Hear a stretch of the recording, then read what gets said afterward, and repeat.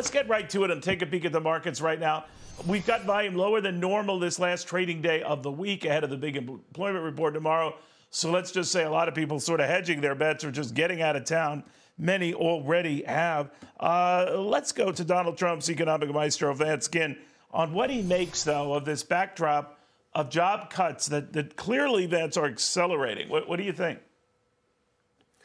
Neil, it's a pleasure to be with you, and I think you're right. I think you laid it out really well there in the opening, is that we have a slowing economy. We've got a jobs market that is also struggling. ADP reported earlier this week the private sector added about 145,000 jobs, but that was well below estimates, about 210,000.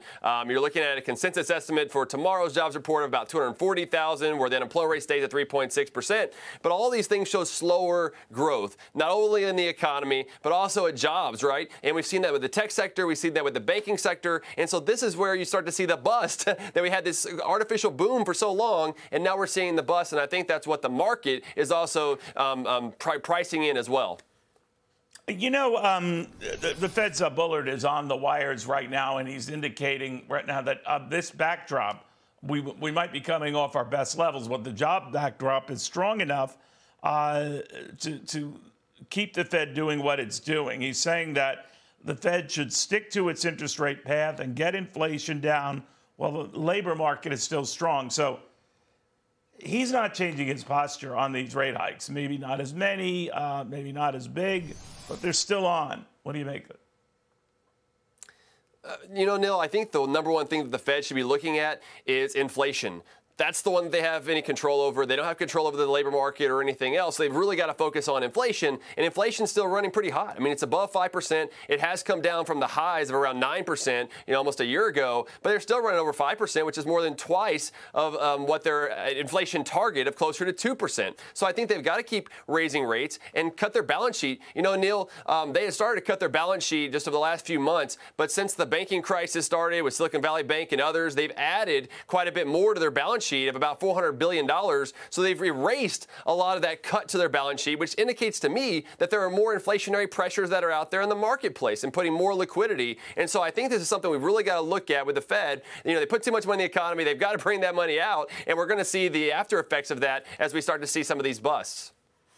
We look at a lot of numbers, and you look at far more than I do, and certainly did when you were working for the President of the United States. But I always worry about, and it can be a good thing too, consumer psychology, when they're convinced and the wind's at their back and there are plenty more jobs available for every worker to fill them.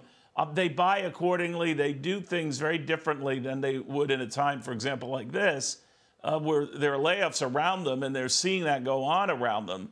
And they're holding back, or they could hold back. Now, the backdrop is still a relatively strong economy if you look at things like crowded restaurants and theaters and all that stuff you and I have gotten into.